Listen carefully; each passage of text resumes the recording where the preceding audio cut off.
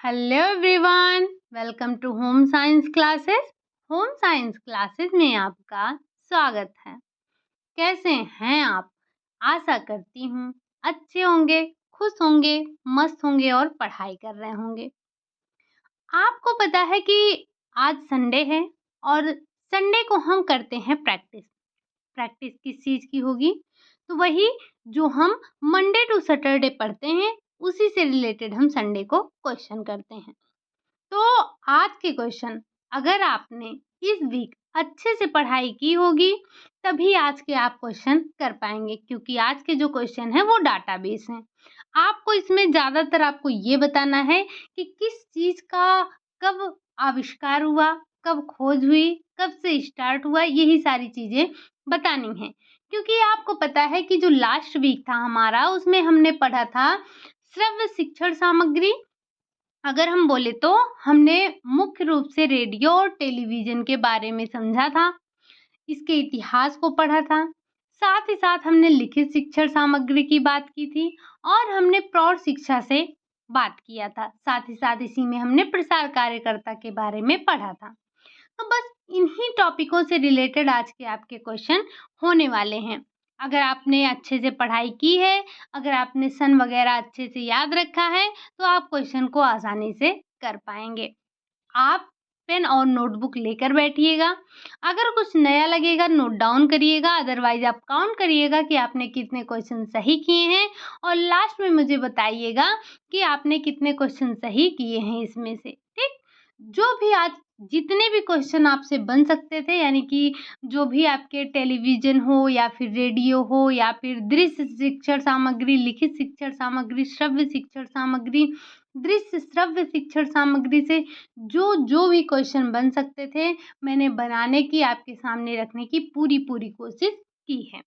तो चलिए बढ़ते हैं हम आज के अपने पहले क्वेश्चन की तरफ। ये आपकी प्रैक्टिस सेट नंबर 45 है। बढ़ते हैं हम आज के अपने पहले क्वेश्चन की तरफ। पहला क्वेश्चन है आपका, निम्नलिखित में से श्रव्य शिक्षण सामग्री के अंतर्गत नहीं आता है। ऐसा कौन-सा इसमें से शिक्षण सामग्री है जो कि श्रव्य शिक्षण सामग्री के अंतर्गत नहीं आता है? पहला है radio, tape recorder, television, microphone. तो हमें पता है कि हमने जब श्रव्य शिक्षण सामग्री का नाम सुना था, तो उसमें हमने भले ही रेडियो के बारे में डिटेल में चर्चा किया हो, रेडियो के इतिहास को समझा हो, लेकिन साथ ही साथ हमने टेप रिकॉर्डर और माइक्रोफ़ोन के बारे में भी डिस्कस किया था। तो आपको पता है कि चाहे वो रेडियो हो, टेप रिकॉर्डर हो या फिर माइक्रोफ़ोन हो, ये सारे के सारे हमारे श्रव्य शिक्षण सामग्री के अंतर्गत आते हैं। लेकिन ये जो आपका टेलीविज़न है, टेलीविज़न आपके श्रव्य शिक्षण सामग्री के अंतर्गत ना आकर श्रव्य दृश्य शिक्षण सामग्री के अंतर्गत आता है। श्रव्य दृश्य शिक्षण सामग्री आपकी ऐसी शिक्षण सामग्री होती है जिसे आप सुन भी सकते हैं और देख भी सकते हैं। जो चीज़ें आप सुनते हैं उसे आप जल्दी भूल जाते हैं, लेकिन जिन चीज़ों को आप देखते हैं और सुनते भी हैं तो वो आपको ज़्यादा समय तक याद रहती हैं। वैसे भी आपको पता है कि हमारी जो ज्ञानेंद्रियाँ हैं, ये जितनी ज़्यादा ज्ञानेंद्रियाँ हमारी एक्टिव होंगी, उतना ज़्यादा हमारे प्रतिधारण की क्षमता बढ़ती है, ठीक? अगला क्वेश्चन है, क्वेश्चन नंबर दूसरा है, रेडियो है। क्या है रेडियो? दृश्य शिक्षण सामग्री है, श्रव्य शिक्षण सामग्री है, दृश्य श्रव्य शिक्षण सामग्री है या फिर उपरोक्त सभी। तो हमें पता है कि ये जो रेडियो है हमारा, ये श्रव्य शिक्षण सामग्री है। आप रेडियो से चीज़ों को सुनते हैं, विभिन्न कार्यक्रमों का जो प्रयोजन होता है या फिर जो प्रसारण होता है, वो आप रेडियो के माध्यम से सुनते हैं और उसे आप समझते हैं, आप उससे सीखते हैं। अगर हम बात करें दृश्य शिक्षण सामग्री की, तो ऐसी शिक्षण सामग्री जिसे आप केवल देख सकते हैं। इसका उदाहरण आप ध्यान रखेंगे, जैसे आपका पोस्टर हो गया, प्रोजेक्टर हो गया, ये सारी चीज़ें आपकी दृश्य शिक्षण सामग्री के अंतर्गत आती हैं। वहीं अगर हम दृश्य श्रव्य शिक्षण की बात करें, तो इसमें आपका टेलीविज़न आता है, नाटक आता है, कठपुतली का खेल हो गया, ये सारी चीज़ें आपकी आती हैं दृश्य श्रव्य शिक्षण सामग्री के अंतर्गत आती हैं। तो हमसे यहाँ रेडियो के बारे में पूछा गया था। आपको पता है कि रेडियो हमारा श्रव्य शिक्षण सामग्री के अंतर्गत आता है। अगला क्वेश्चन है आपका, क्वेश्चन नंबर 3 है, रेडियो से पहली बार समाचार का प्रसारण किस देश ने किया था? आपको बताना है कि रेडियो से जो कार्यक्रम का प्रसारण सबसे पहले किसके द्वारा किया गया? क्या ये अमेरिका ने किया था? क्या ये ब्रिटेन ने किया था? भारत ने किया था या फिर इसे जापान ने किया था? तो हमें पता है कि हमारा भारत तो नकल करने में आगे है, यानी कि ये चीज़ों को कॉपी करने में बहुत आगे है। अगर हम बात करें पहली बार समाचार के प्रसारण की, वो भी रेडियो के माध्यम से, तो वो किया गया था अमेरिका के द्वारा। किसके द्वारा? अमेरिका के द्वारा किया गया था। देखिएगा आप एक ही टॉपिक से किस तरह से क्वेश्चन बनते हैं। इसी रेडियो से आपको कम से कम 10 क्वेश्चन मिलने वाले हैं। अगला क्वेश्चन है कि रेडियो से पहली बार समाचार प्रसारण कब हुआ? एक तो ये सबसे पहले किया किसने? अमेरिका ने किया। अब बताना है कि पहली बार जो समाचार का प्रसारण अमेरिका ने किया था वो कब किया था? क्या 1900 में किया था? 1916 में किया था? 1920 में किया था या फिर 1930 में किया था? अगर हम बात कर रहे हैं कि रेडियो से प्रसारण की सबसे पहले, तो वो किया था अमेरिका ने। कब किया था? 1916 में किया था। ठीक। अगला क्वेश्चन है, क्वेश्चन नंबर 5 है, रेडियो कॉर्पोरेशन ऑफ अमेरिका की स्थापना कब हुई? ये जो आपका रेडियो कॉर्पोरेशन ऑफ अमेरिका है, इसकी स्थापना किस सन में हुई? क्या 1910 में हुई थी? क्या 1919 में हुई थी? क्या 1930 में हुई थी या फिर 1928 में हुई थी?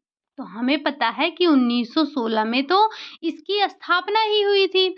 यानी कि जो स्थापना की बात नहीं, जो सबसे पहले प्रसारण किया था अमेरिका ने, तो वो कब किया था? वो किया था 1916 में। लेकिन जो रेडियो कॉर्पोरेशन ऑफ अमेरिका की स्थापना हुई, वो कब हुई? तो वो हुई थी 1919 में। ठीक। आज के जो आपके क्वेश्चन हैं, बस इसी तरह से आपके सन वाले क्वेश्चन हैं, यानी कि आपको इसमें सन याद करना है, क्योंकि हमने क्या पढ़ा था? हमने इतिहास को पढ़ा था और इतिहास में हमें समय को ध्यान रखना होता है। अगला क्वेश्चन है, क्वेश्चन नंबर 6 है, 1922 में, कब? 1922 में ब्रिटिश ब्रॉडकास्टिंग की नींव कहाँ डाली गई? यहाँ पर आपको वैसे ही 2 क्वेश्चन मिल गया है। क्या? अगर आपसे पूछा जाए कि ब्रिटिश ब्रॉडकास्टिंग की नींव कब डाली गई, तो 1922 को डाली गई। ठीक। कहाँ डाली गई? क्या अमेरिका में, ब्रिटेन में, भारत में या फिर मिस्र में? तो जो ये ब्रिटिश ब्रॉडकास्टिंग की नींव डाली गई थी 1922 में, वो डाली गई थी ब्रिटेन में। कहाँ पर? ब्रिटेन में। अगला क्वेश्चन है, क्वेश्चन नंबर 7 है, ब्रिटिश ब्रॉडकास्टिंग का नाम बदलकर ब्रिटिश ब्रॉडकास्टिंग कारपोरेशन कब किया गया?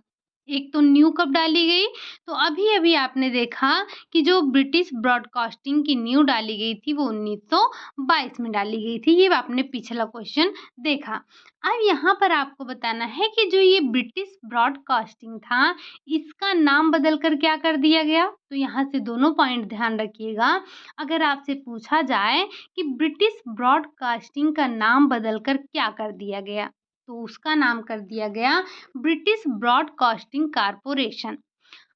कब किया गया? क्या ये 1922 में हुआ? क्या ये 1927 में हुआ?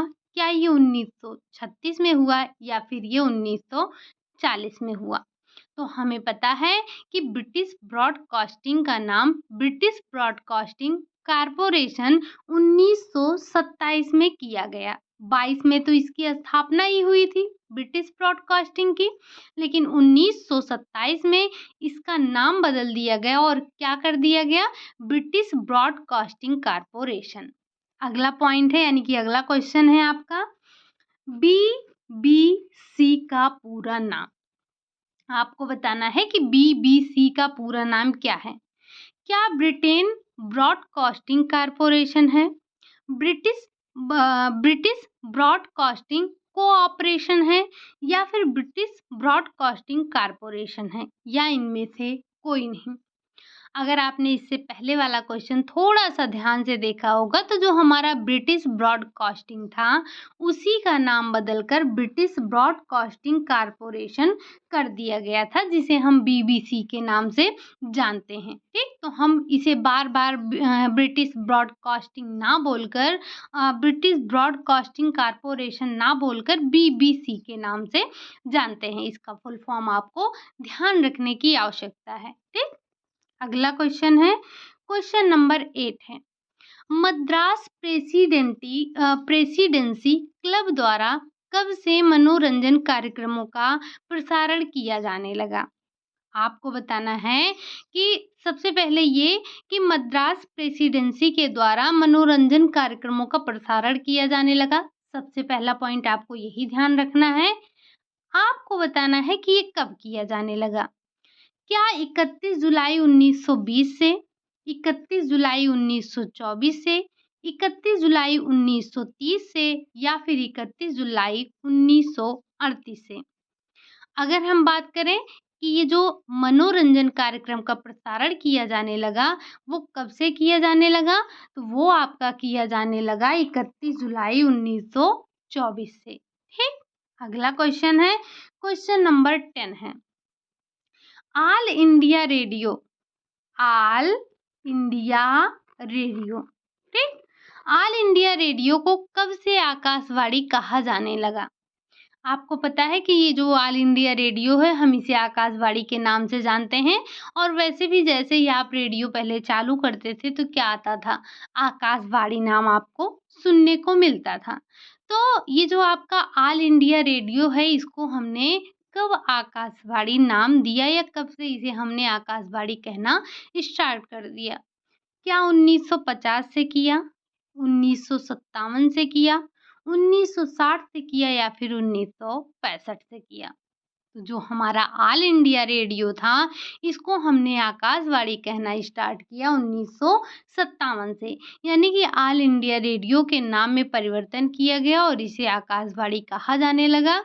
कब? 1957 से। अगला क्वेश्चन है, रेडियो एक संपर्क पद्धति है। यानी कि रेडियो को आपको बताना है किस प्रकार की संपर्क विधि है। क्या ये व्यक्तिगत संपर्क की विधि है? क्या ये समूह संपर्क की विधि है? क्या ये विराट जनसंपर्क की विधि है, या फिर इनमें से कोई नहीं? हमें पता है कि जो व्यक्तिगत संपर्क होता है, इसमें आपका जैसे हो गया टेलीफ़ोन वार्ता हो गया, घर पर भेंट करना हो गया, कार्यालय पर भेंट करना हो गया, खेत या खलिहान पर भ्रमण करना हो गया, मिलना हो गया। समूह संपर्क में आप क्या करते हैं? जैसे आप संगोष्ठियाँ बैठाते हैं, कोई भी बैठक करते हैं, तो ये समूह में आता है।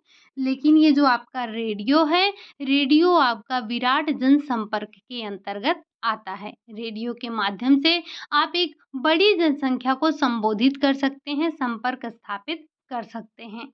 तो आपका रेडियो क्या है? ये आपका विराट संपर्क का विधि है। अब चाहे रेडियो हो गया, चाहे आपका टेलीविज़न हो गया, चाहे आपका माइक्रोफ़ोन हो गया, लाउड स्पीकर हो गया, तो ये सारी चीज़ें आपकी विराट जनसंपर्क के माध्यम होते हैं। अगला क्वेश्चन है, क्वेश्चन नंबर 12 है, कह रहा है टेलीविज़न है, क्या है?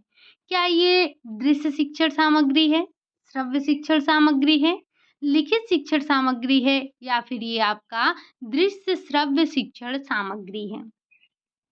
हमें पता है जो टेलीविज़न है हमारा, ये हमारा दृश्य श्रव्य शिक्षण सामग्री है, क्योंकि इसके माध्यम से हम चीज़ों को देख सकते हैं, चीज़ों को सुन भी सकते हैं, और जितनी ज़्यादा हमारी ज्ञानेंद्रियाँ एक्टिव होगी, उतना ज़्यादा हमारे सीखने की जो प्रतिधारण क्षमता होगी, वो बढ़ेगी, ठीक?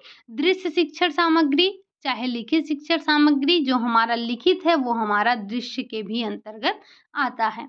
श्रव्य वो है जिसे हम सिर्फ सुन सकते हैं।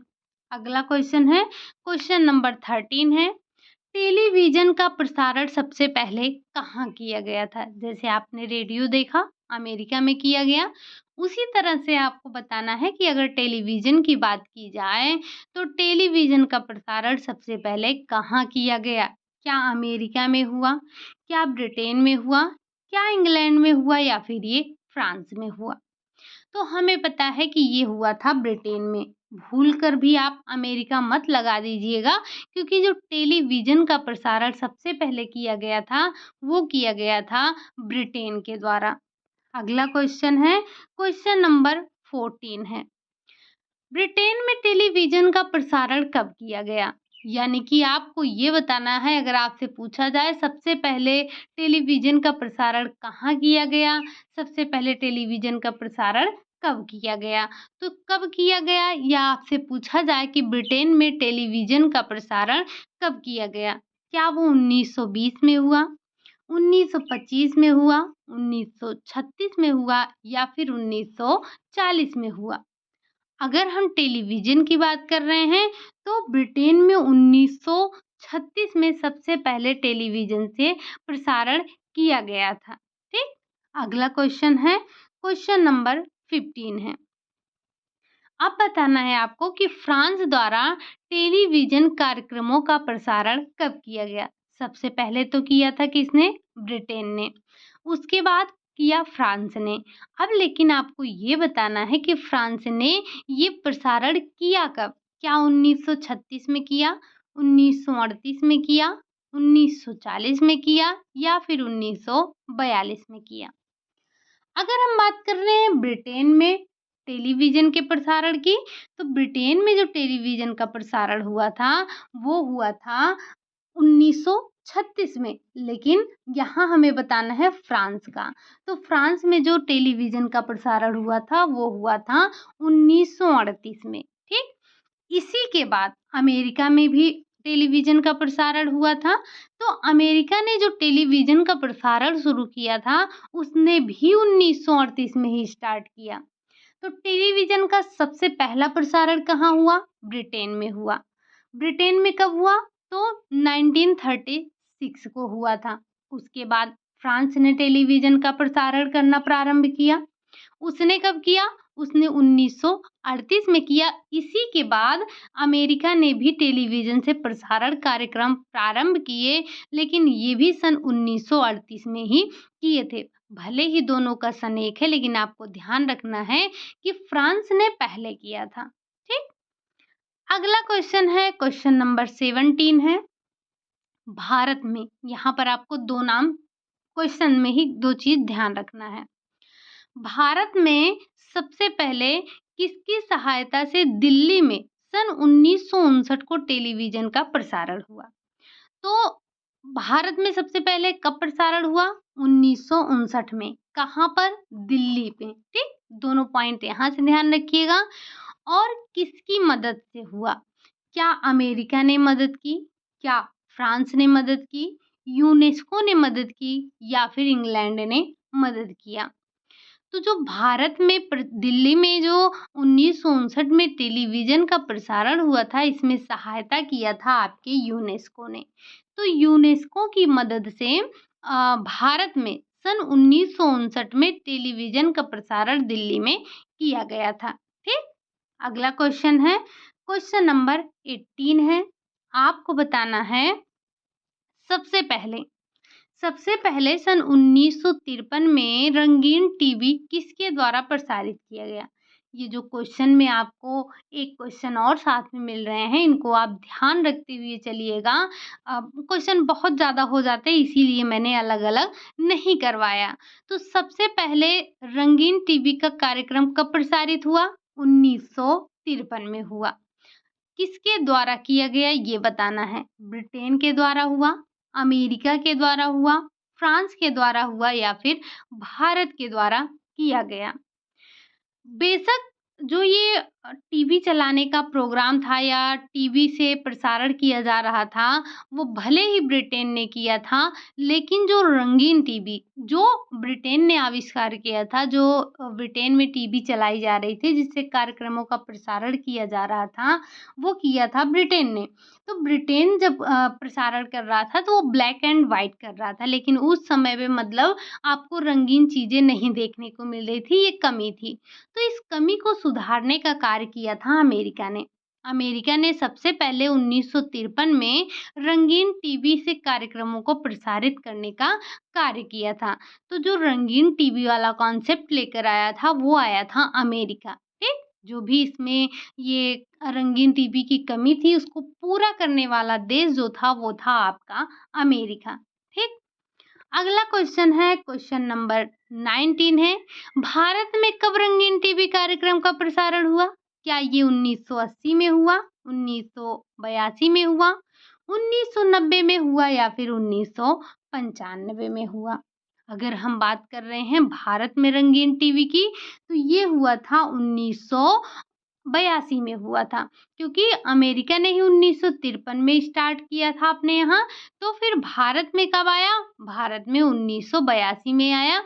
सन थोड़ा-सा ध्यान रखिएगा, इसमें आपको काफ़ी सन मिले हैं, ठीक? अभी तक आपने 19 क्वेश्चन कर लिया, मुझे लगता है कम से कम 12 से 13 क्वेश्चन आपको डाटाबेस मिले हैं, आपको ध्यान रखने हैं कब और किस सन में किसने क्या आविष्कार किया, किसका प्रयोग किया, क्या कार्यक्रम चलाए, क्या प्रसारण किया, ठीक?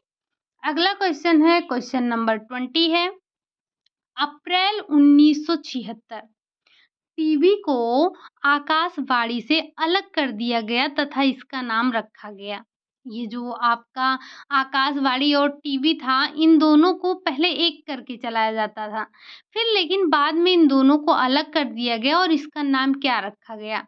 क्या बीबीसी रखा गया? बीबीसी वही आपका ब्रिटिश ब्रॉडकास्टिंग कॉर्पोरेशन, या फिर दूरदर्शन किया गया, अमृतवाणी किया गया, या फिर इनमें से कोई नहीं। अगर हम बात कर रहे हैं किसकी, अगर हम बात कर रहे हैं टीवी को आकाशवाणी से अलग करने की, तो ये अलग किया गया कब? 1976 में। ये डाटा आप याद रखिएगा, ये डेट मतलब आप याद रखिएगा। तो ये 1976 में तो अलग कर दिया गया। इसका नाम आकाशवाणी से दूरदर्शन कर दिया गया। अभी भी आप टीवी पर देखेंगे जो डीडी नेशनल करके आता है, उसमें आप देखेंगे तो कुछ इस तरह से बना होता है और बीच में क्या लिखा रहता है? दूरदर्शन लिखा रहता है ना? तो वही इसका नाम बदल कर क्या कर दिया गया? दूरदर्शन कर दिया गया, ठीक? इस अगला क्वेश्चन है आपका 21 नंबर है, कह रहा है आपको बताना है कि भारत में सबसे पहले फिल्म का प्रदर्शन लूमियर बंधुओं द्वारा कब किया गया था? यानी कि जो सबसे पहले भारत में फ़िल्म का प्रदर्शन हुआ था, वो तो किया गया था लूमियर बंधुओं के द्वारा, ठीक? किसके द्वारा? लूमियर बंधुओं के द्वारा। कब? क्या ये 10 जुलाई 1986 को हुआ था? क्या ये 7 जुलाई 1996 को हुआ था? क्या ये 7 जुलाई 1896 को हुआ था? या फिर इनमें से कोई नहीं? हमें पता है कि जो भारत में पहले फ़िल्म का प्रदर्शन लूमियर बंधुओं के द्वारा किया गया, वो किया गया था 7 जुलाई 1896 को किया गया था, ठीक? अगला क्वेश्चन है, क्वेश्चन नंबर 22, निम्नलिखित में से किसे फ़िल्म नगरी की संज्ञा दी गई है? हम इनमें से किसे फ़िल्म नगरी की संज्ञा देते हैं? क्या दिल्ली को देते हैं, मुंबई को देते हैं, कोलकाता को देते हैं, या फिर अहमदाबाद को देते हैं? तो जो फ़िल्म नगरी की संज्ञा दी गई थी, वो दी गई थी मुंबई को। मुंबई को आप क्या कहते हैं? मुंबई को आप फ़िल्म नगरी के नाम से जानते हैं। अगला क्वेश्चन है, क्वेश्चन नंबर 23 है। आपको बताना है, यहाँ पर भी आपको 2 क्वेश्चन मिल रहे हैं। अमेरिका ने सबसे लंबी feature film the great train robbery का निर्माण कब किया? सबसे पहले अमेरिका की सबसे लंबी फीचर फ़िल्म क्या थी? तो वो थी द ग्रेट ट्रेन रॉबरी थी। ये कब इसका निर्माण हुआ? क्या 1880 में हुआ, 1910 में हुआ, 1940 में हुआ, या फिर 1903 में हुआ था? तो जो ये वो जो अमेरिका ने सबसे लंबी फीचर फ़िल्म बनाई थी, द ग्रेट ट्रेन रॉबरी, उसका निर्माण किया गया था सन 1903 में हुआ था। ठीक? अगला क्वेश्चन है, डेट आप थोड़ा याद रखिएगा। हरिश्चंद्र फ़िल्म कब बनाई गई थी? क्या ये 1910 में बनाई गई, 1913 में बनाई गई, 1915 में बनाई गई या फिर 1916 में बनाई गई? तो जो हरिश्चंद्र फ़िल्म बनाई गई थी, वो कब बनाई गई थी? वो बनाई गई थी 1913 में, लेकिन ध्यान रखिएगा, ये बोलती फ़िल्म नहीं थी आपकी। इसमें आपको चित्र तो देखने को मिल रहे थे, लेकिन इसमें से आवाज़ आपको सुनाई नहीं दे रही थी। ठीक? अगला क्वेश्चन है, क्वेश्चन नंबर 25। पहली बोलती फ़िल्म है क्या? हरिश्चंद्र है, आलम आरा है, उपरोक्त दोनों है या फिर इनमें से कोई नहीं? अभी-अभी आपने सुना कि जो पहली फ़िल्म थी, भले ही वो हरिश्चंद्र वाली थी, मतलब हरिश्चंद्र थी, लेकिन जो पहली बोलती फ़िल्म थी वो थी आलम आरा। वो पहली बोलती फ़िल्म क्या थी? तो वो थी आलम आरा। ठीक? अगला क्वेश्चन है, क्वेश्चन नंबर 26। ये जो आपने अभी 25 क्वेश्चन देखे, ये आपने अभी तक सिर्फ़ रेडियो, टेलीविज़न और फ़िल्म से संबंधित प्रश्न देखे हैं। हालाँकि फ़िल्म का भी 1-2 क्वेश्चन और होगा, मैंने बनाया है, शायद वो लास्ट में आपको देखने को मिलेगा, ठीक? तो आप देख सकते हैं इन्हीं 2-3 टॉपिकों से किस तरह से आपके 20 से 25 क्वेश्चन बनाए गए हैं। हालाँकि अभी जो मैंने 2-2 क्वेश्चन एक में ऐड करके दिया है आपको, वो भी अगर आप अलग-अलग करेंगे तो कम से कम 30 क्वेश्चन आपके इन्हीं 2-3 टॉपिक से बन जाते हैं, ठीक? तो ये आपको ध्यान रखने हैं, ये आपके लिए काफ़ी इम्पोर्टेंट हैं, ओके? अब हम बात करते हैं क्वेश्चन नंबर 26 की। इसमें आपको वही कठपुतली वगैरह के क्वेश्चन मिलेंगे और प्रौढ़ शिक्षा से भी क्वेश्चन मिलने वाले हैं। कठपुतली का खेल है क्या है? क्या ये दृश्य शिक्षण सामग्री है, श्रव्य शिक्षण सामग्री है, दृश्य श्रव्य शिक्षण सामग्री है या फिर इनमें से लिखित शिक्षण सामग्री है? तो हमें पता है कि जो कठपुतली का खेल है वो हमारा श्रव्य दृश्य शिक्षण सामग्री के अंतर्गत आता है, क्योंकि कठपुतली के माध्यम से आप चीज़ों को सुनते भी हैं और देखते भी हैं। ध्यान रखिएगा, जो कठपुतली का खेल होता है, हम किसी भी कठपुतली की बात करें, चाहे वो आपकी छड़ कप कठपुतली हो, चाहे वो आपकी पेपर मैच कठपुतली हो या फिर वो आपकी छाया कठपुतली हो, कोई भी कठपुतली हो, उसमें जो एक व्यक्ति होता है, व्यक्ति के हाथ-पाँव कुछ भी नहीं दिखते हैं, पर्दे के पीछे व्यक्ति रहता है और वो धागे से, जो आपकी धागे वाली कठपुतली आती है, धागे से चलाती है, हाथ की कठपुतली होती है जो हाथ से चलाते हैं, उसमें व्यक्ति का हाथ-पैर नहीं दिखता है। वो अपनी अंगुलियों को इस तरह से कठपुतली बनाते हैं कि उसमें उनकी अंगुलियाँ आ जाती हैं और वो अपने हाथों को हिलाते जाते हैं, कहानी कहते जाते हैं, लोगों को समझ में आता रहता है।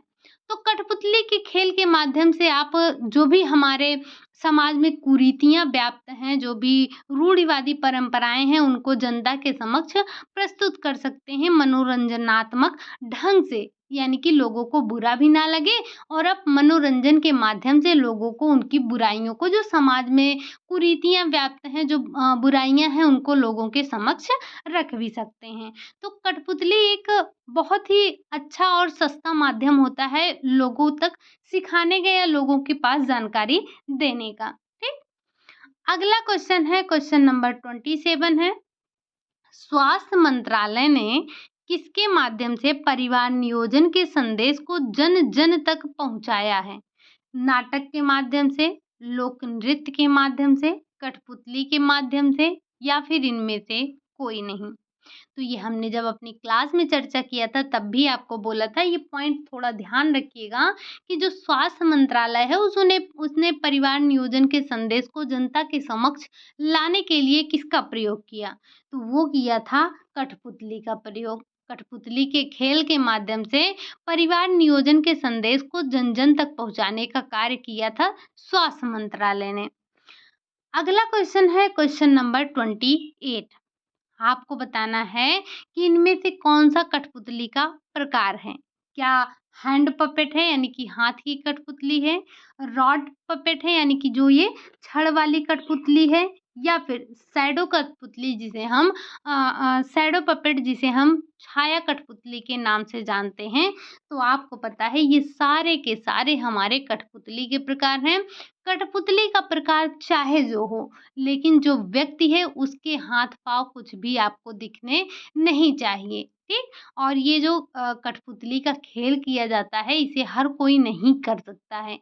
एक व्यक्ति विशेष कर सकता है जिसको कठपुतली के खेल के विषय में जानकारी हो, वही अपने हाथ-पाँव को अच्छे से चला सकता है, कहानी कह सकता है, वही चीज़ों को कर सकता है, ठीक? अगला क्वेश्चन है क्वेश्चन नंबर 29। अब ये आपके नृत्य, लोक नृत्य से आ गए हैं क्वेश्चन। आपको बताना है कि जाट जाटिन कहाँ के पारंपरिक नृत्य हैं?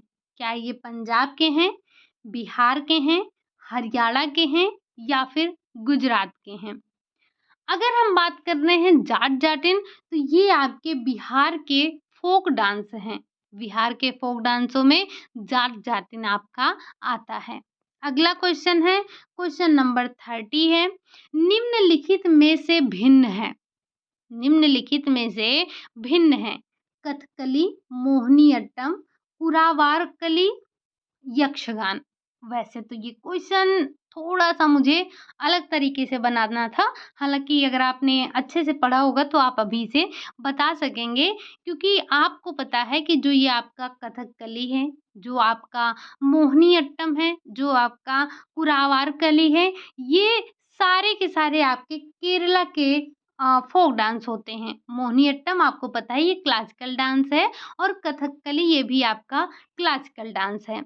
लेकिन ये जो आपका यक्षगान है, ये आपके केरल से संबंधित नहीं है। तो ये आपका यक्षगान कर्नाटक से संबंधित है, ठीक?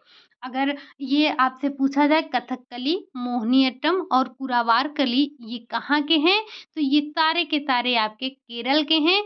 ये आपका एक जो यक्षगान है ये केरल से संबंधित ना होकर कर्नाटक से संबंधित है, इसीलिए हमने इसको भिन्न रखा है, ठीक? अगला क्वेश्चन है क्वेश्चन नंबर 31 है। पूछ रहा है आपसे लाठी हो गया, ढाली हो गया, संथाली डांस हो गया, ये कहाँ के पारंपरिक नृत्य हैं? ढाली, लाठी, संथाली, क्या ये आंध्र प्रदेश के हैं? क्या ये पश्चिम बंगाल के हैं, उड़ीसा के हैं या फिर हरियाणा के हैं? चाहे हम बात करें लाठी की, चाहे हम बात करें ढाली की, चाहे हम बात करें संथाली की, तो ये तीन के तीनों जो डांस हैं आपके, ये तीनों ही आपके पश्चिम बंगाल से संबंधित लोक नृत्य हैं। इनमें अगर हम बात करें आंध्र प्रदेश की, तो ये कुचिपुड़ी जो है ये आपका एक क्लासिकल है, और ओडिशा में ओडिया जो है ये आपका एक क्लासिकल डांस है, ठीक? अगला है आपका इनमें से सुमेलित नहीं है। आपको बताना है कि इनमें से कौन-सा सुमेलित नहीं है। कुचिपुड़ी आंध्र प्रदेश, बिहू असम, यक्षगान जम्मू कश्मीर, झूमर ये हरियाणा। हमें पता है कि कुचिपुड़ी का संबंध आंध्र प्रदेश से है, ये सही है। बिहू का संबंध असम से है, ये भी सही है। झूमर का संबंध हरियाणा से है, ये भी आपका सही है। लेकिन ये जो आपका यक्षगान है, अभी-अभी आपने देखा, ये है आपका ये आपका कर्नाटक से संबंधित है, जम्मू कश्मीर से नहीं, ठीक? जम्मू कश्मीर में आपने एक रऊफ नाम सुना था, वो है। अगला क्वेश्चन है क्वेश्चन नंबर 33 है। आपको बताना है इनमें से सुमेलित नहीं है। कौन-सा ऐसा एक तरफ आपको स्टेट दिया जा रहा है, एक तरफ आपको फ़ोक डांस दिए जा रहे हैं। आपको बताना है कि कौन-सा फ़ोक डांस संबंधित नहीं है। अगर हम बात करें गरबा, गुजरात, झूमर, हरियाणा, लावड़ी, महाराष्ट्र, कुनीथा, हिमाचल प्रदेश। इनमें से कौन-सा सुमेलित नहीं है? सबसे पहले आपका ये जो गरबा है, गुजरात का है, बहुत ही फ़ेमस है, चाहे बात करें गरबा की या हम बात करें डांडिया की। झूमर अभी आपने 1-2 क्वेश्चन में देखा था, झूमर का संबंध हरियाणा से है। लावड़ी ये भी आपके महाराष्ट्र से संबंधित है, लेकिन ये जो कुनीथा है, कुनीथा आपका हिमाचल प्रदेश का नहीं है। कुनीथा आपका ये कर्नाटक का लोक नृत्य है। ठीक? तो आपका सुमेलित कौन नहीं है? सुमेलित आपका कुनीथा नहीं है। अगला क्वेश्चन है, क्वेश्चन नंबर 34 है। राजस्थान का प्रसिद्ध पारंपरिक नृत्य है। राजस्थान के जो लोक नृत्य हैं काफ़ी प्रसिद्ध हैं, जिसमें आपका घूमर आता है, गणगौर आता है, कालबेलिया आता है, उपरोक्त सभी। हमें पता है कि ये तीन के तीनों ही राजस्थान के प्रसिद्ध लोक नृत्य हैं। ठीक? बहुत ही फेमस फोक डांस हैं, जिसमें आपका घूमर बहुत आता है, आपने बार-बार सुना होगा, गणगौर भी आपने सुना होगा, साथ ही साथ कालबेलिया वहाँ के फोक डांस हैं। तो ये तीनों ही आपके राजस्थान के पारंपरिक नृत्यों के अंतर्गत आते हैं। अगला क्वेश्चन है, क्वेश्चन नंबर 35। पंजाब के प्रसिद्ध लोक नृत्य हैं कौन है? भांगड़ा है, गिद्धा है, धामल है या फिर उपरोक्त सभी। अगर बात किया जाए पंजाब के, तो भांगड़ा, गिद्धा आप सभी ने सुना होगा। जब ये दो नाम आपको याद आ रहे हैं तो जाहिर सी बात है कि ये तीसरा भी होगा, धामल। हालांकि मैंने लिखवाया भी है आपको। तो ये धामल भी आपके पंजाब के लोक नृत्य में ही आता है। उपरोक्त सभी आपका राइट आंसर हो जाएगा। अगला क्वेश्चन है, क्वेश्चन नंबर 36 है। अब बात आती है उत्तर प्रदेश की। तो उत्तर प्रदेश के लोक नृत्यों में क्या सम्मिलित नहीं है? नौटंकी शामिल है, रासलीला शामिल है, गणगौर शामिल है या फिर इनमें से कोई नहीं। अभी-अभी आपने पढ़ा कि जो ये गणगौर है, ये आपका राजस्थान का लोक नृत्य है, ये आपके उत्तर प्रदेश का लोक नृत्य नहीं है और आपको यही बताना है कि कौन-सा इसमें उत्तर प्रदेश का लोक नृत्य नहीं है। तो ये जो गणगौर है, गणगौर आपके राजस्थान का लोक नृत्य है, ना कि उत्तर प्रदेश का लोक नृत्य। ठीक? अगला क्वेश्चन आ जाता है आपका क्वेश्चन नंबर 37। ये आ गए आपके प्रौढ़ शिक्षा से संबंधित और प्रौढ़ शिक्षा कार्यक्रमों से संबंधित जो प्रश्न हैं, उनको हमने यहाँ पर समाहित किया है। पहला क्वेश्चन पूछा जा रहा है आपका, यानी कि क्वेश्चन नंबर 37 है प्रौढ़ शिक्षा का। ये पहला क्वेश्चन है। प्रौढ़ शिक्षा किस आयु वर्ग के लोगों को दी जाती है? क्या ये 10 से 20 वर्ष के लोगों को, 15 से 35 आयु वर्ग के लोगों को, 40 से 45 आयु वर्ग के लोगों को या फिर 45 से 60 वर्ष के आयु वर्ग के लोगों को दी जाती है? हमें पता है कि ये जो हमारी प्रौढ़ शिक्षा है, प्रौढ़ शिक्षा हम ऐसे लोगों को देते हैं जिन्होंने किसी कारणवश अपनी जो विद्यालय की शिक्षा है उसको पूर्ण नहीं किया है, उन्होंने बीच में ही छोड़ दिया है या किसी भी वजह से वो वंचित रह गए हैं अपने औपचारिक शिक्षा से, तो हम उनको प्रौढ़ शिक्षा देते हैं। और हमारे प्रौढ़ शिक्षा देने का उद्देश्य होता है कि जो भी हमारे ग्रामीण हैं या जो भी जिन्होंने स्कूली शिक्षा नहीं ली है, वो जो कार्य कर रहे हैं उसमें उनको दक्ष बनाया जाए, उनके जीवन स्तर को उठाया जाए, उनके रहन-सहन के स्तर में परिवर्तन लाया जाए। तो इसमें जो शामिल किया गया वो किया गया 15 से 35 आयु वर्ग के लोगों को इसमें सम्मिलित किया गया। क्योंकि आपको पता है जो बिल्कुल बच्चा होगा, वैसे भी आपको पता है कि जो हमें बच्चों को शिक्षित करना है तो 14 साल तक के बच्चों को फ्री एजुकेशन दिया जाता है। ठीक? अगला क्वेश्चन है, क्वेश्चन नंबर 38। प्रौढ़ शिक्षा है क्या है? अनौपचारिक शिक्षा है, क्रियात्मक व व्यवहारिक शिक्षा है, लचीली शिक्षा है या फिर उपरोक्त सभी। हमें पता है कि हम अगर प्रौढ़ शिक्षा की बात करें या हम बात करें प्रसार शिक्षा की, तो ये दोनों ही आपकी अनौपचारिक शिक्षा हैं, क्रियात्मक व व्यवहारिक शिक्षा है, लचीली शिक्षा है, लोगों की आवश्यकताओं के अनुसार ये दी जाने वाली शिक्षा है, लोगों के रुचियों को ध्यान में रखकर दी जाने वाली शिक्षा है, लोगों के समय के अनुसार दी जाने वाली शिक्षा है। इसके लिए कोई हमारा पाठ्यक्रम निर्धारित नहीं होता है, इसके लिए हमारा कोई संस्था नहीं होता है। जहाँ पर भी व्यक्ति को सीखने का मौका मिलता है, व्यक्ति सीखता है। अगला क्वेश्चन है, क्वेश्चन नंबर 39। प्रौढ़ शिक्षा का उद्देश्य है, ये जो हम प्रौढ़ शिक्षा दे रहे हैं 15 से 35 आयु वर्ग के लोगों को, इसका उद्देश्य क्या है? क्या उद्देश्य को ध्यान में रखकर ये शिक्षा दी जा रही है? साक्षरता दर को बढ़ाना है, निर्धनता दूर करना है, आर्थिक विकास करना है या फिर उपरोक्त सभी। हमने प्रौढ़ शिक्षा के उद्देश्यों को देखा था। तो ये सारे के सारे उद्देश्य प्रौढ़ शिक्षा के थे। साक्षर बनाना लोगों को, उनकी निर्धनता को दूर करके उनका आर्थिक विकास करना, उनके जीवन स्तर को ऊँचा उठाना, उनके कार्यों में उनको दक्षता प्राप्त करवाना, यानी कि जो भी कार्य में वो संलग्न हैं, उन्हीं के कार्यों में उनको दक्ष बनाना, कौशल हासिल करवाना, ये सारे उद्देश्य हैं प्रौढ़ शिक्षा के। अगला क्वेश्चन है क्वेश्चन नंबर 14। प्रौढ़ शिक्षा के माध्यम से ग्रामीणों में परिवर्तन लाया जाता है। उनके किसमें? ज्ञान में, व्यवहार में, कौशल में, उपरोक्त सभी में। तो हम प्रसार शिक्षा के माध्यम से ही लोगों के ज्ञान में, व्यवहार में, कौशल में, इन तीनों में परिवर्तन लाने का कार्य करते हैं। और जब आप पहली क्लास लेते हैं प्रसार शिक्षा की, तभी आपको बताया जाता है, तभी वहाँ पर हम इस चीज़ को पढ़ते हैं, समझते हैं, जानते हैं कि प्रसार शिक्षा का उद्देश्य ही यही होता है कि वो लोगों के ज्ञान में, उनके व्यवहार में, उनके अभिवृत्त में, मनोवृत्त में, उनके कौशल में परिवर्तन लाए।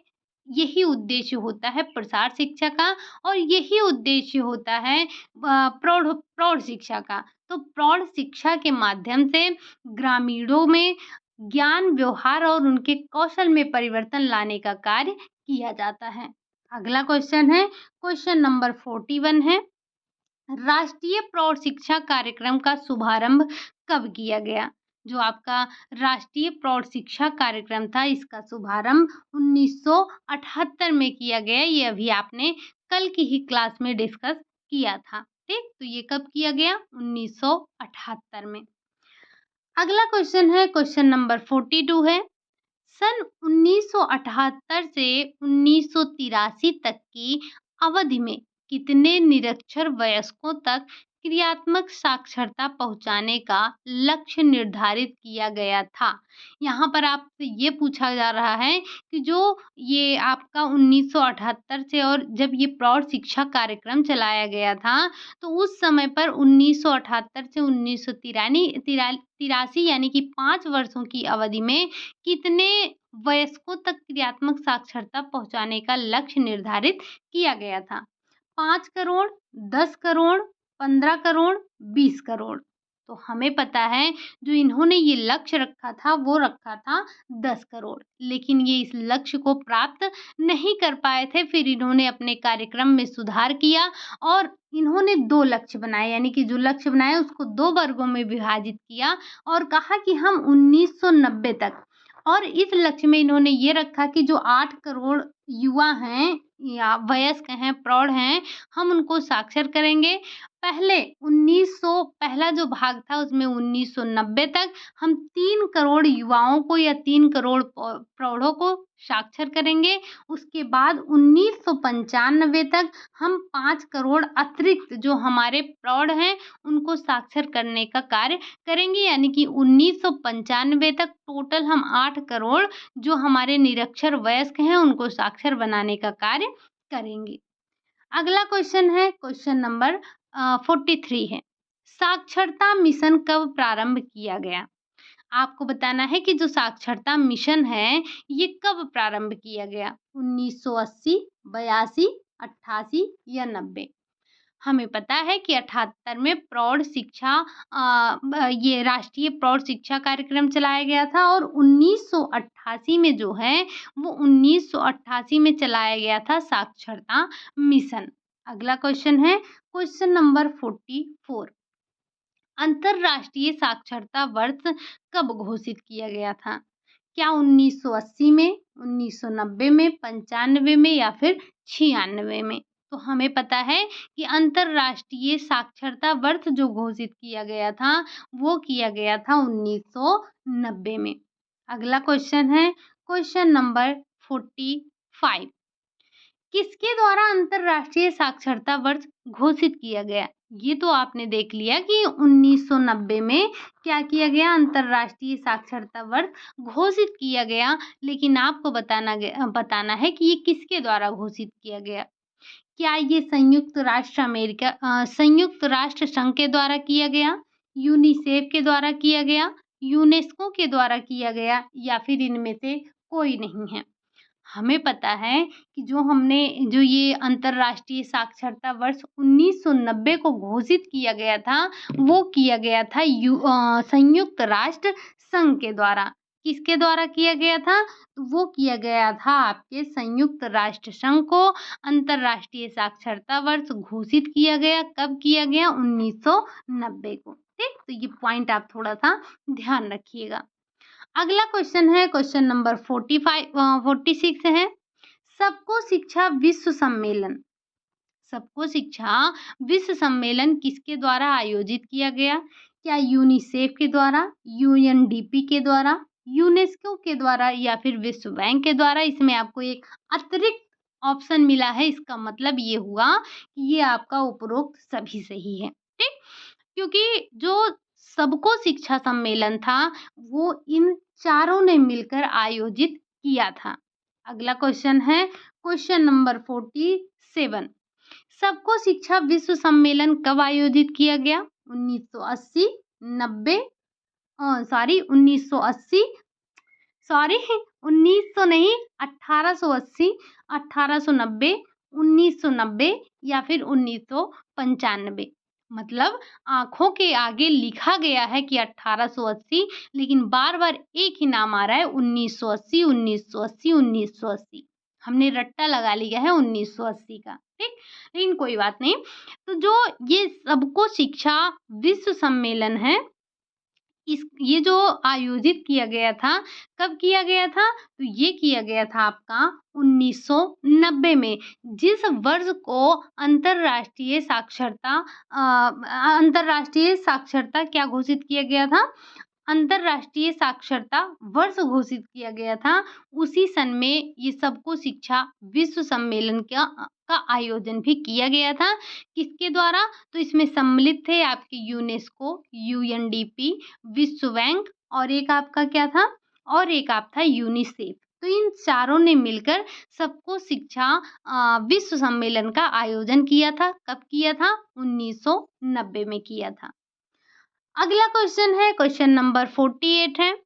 निम्नलिखित में से श्रव्य दृश्य शिक्षण सामग्री का उदाहरण है क्या? क्या बुलेटिन है, पुस्तक है, कठपुतली है, या फिर इनमें से कोई नहीं? तो ये जो आपका श्रव्य दृश्य शिक्षण सामग्री है, उसमें आपका एक ही दिख रहा है, कठपुतली। कठपुतली को हमने किस में रखा है? श्रव्य दृश्य शिक्षण सामग्री के अंतर्गत रखा है। जबकि हम बात करें बुलेटिन, पुस्तक, लीफलेट, पैम्पलेट, ये सारे हमारे क्या आ रहे थे? तो ये सारे के सारे हमारे लिखित शिक्षण सामग्री के अंतर्गत आ रहे थे। इन्हें आप दृश्य शिक्षण सामग्री के अंतर्गत भी रह सकते हैं। जिस अकॉर्डिंग आपसे क्वेश्चन पूछा जाएगा, उसी अकॉर्डिंग आप आंसर दीजिएगा। क्वेश्चन नंबर 49 है, पूछा जा रहा है, ये थोड़ा अलग सा क्वेश्चन है आपका, है आपकी बुक का ही। सबसे पहले कागज का आविष्कार हुआ, कहाँ हुआ? भारत में हुआ, चीन में हुआ, जापान में हुआ, या फिर अमेरिका में हुआ? तो जो सबसे पहले कागज का आविष्कार किया था, वो किया था आपके चीन ने ही रेशम का आविष्कार किया था। चीन की जो देवी हैं वो शीलिंगजी हैं। उन्हीं के साथ ही टीकांड हुआ था, तो उन्होंने ही वहीं से रेशम की खोज हुई थी, और कागज का भी आविष्कार चीन ने ही किया था। आज का आपका लास्ट क्वेश्चन है, क्वेश्चन नंबर 50 है।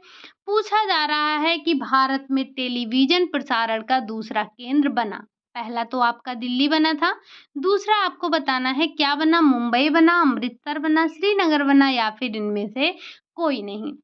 हमें पता है कि जो भारत में दूसरा टेलीविजन का प्रसारण केंद्र बना, वो बना था हमारा अमृतसर।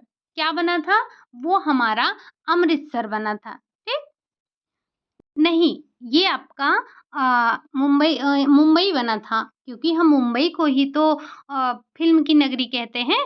तो भारत में जो टेलीविज़न का प्रसारण का दूसरा केंद्र बना था, वो आपका ये मुंबई बना था, जो कि 1972 में बना था। और अगर हम बात करें अमृतसर और श्रीनगर की, तो ये भी बना था, लेकिन ये 1973 में बना था। तो जो दूसरा केंद्र बना था, वो आपका मुंबई बना था, ना कि अमृतसर। इस बात को भी आप ध्यान रखिएगा कि जो भारत में टेलीविज़न प्रसारण का दूसरा केंद्र बना, वो मुंबई बना था। कब बना था? 1972 में बना था। फ़िल्म की नगरी भी हम मुंबई को ही कहते हैं। और सबसे पहले जो आया था, प्रसारण हुआ था, तो वो हुआ था यूनेस्को की सहायता से दिल्ली में। और दूसरा कहाँ बना? दूसरा बना था मुंबई में। इस पॉइंट को ज़रा ध्यान रखिएगा। बाकी अगर हम बात करें अमृतसर और आपके श्रीनगर की, तो ये अमृतसर में आपका बना था कब? 1973 में। 1973 में बना अमृतसर में, ठीक? 1973 और ये आपका 1972 में बना था। दूसरा ये था आपका, पहला दिल्ली था, ठीक?